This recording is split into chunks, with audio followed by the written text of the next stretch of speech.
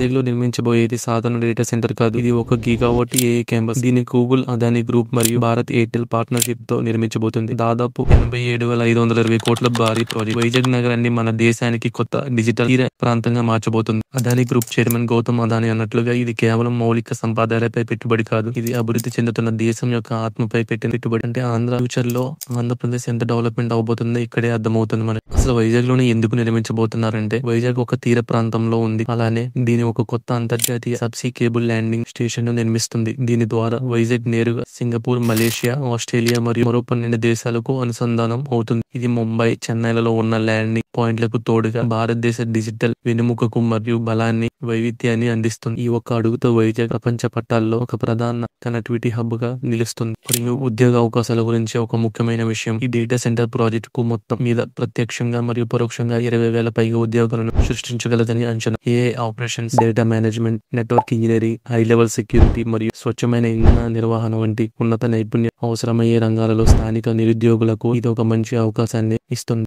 వైజాగ్ త్వరలోనే ప్రపంచంలోనే ఒక ముఖ్యమైన సాంకేతిక గమ్యస్థానంగా మారనున్నది. ఈ డేటా సెంటర్ ఆంధ్రప్రదేశ్ ను, యావత్ భారతదేశాన్ని ఆర్టిఫిషియల్ ఇంటెలిజెన్స్ యుగంలోకి తీసుకెళ్లేందుకు సిద్ధంగా ఉంది. వైజాగ్ తీర ప్రాంత ప్రయోజనం బెంగళూరు మరియు హైదరాబాద్ వంటి పటిష్టమైన ఎకోసిస్టమ్ ను అధిగమించగలదా? మీ అభిప్రాయాలను కామెంట్ రూపంలో తెలియజేయండి. ఈ వీడియో నచ్చితే లైక్ చేసి ఫాలో చేయడం మాత్రం మర్చిపోకండి.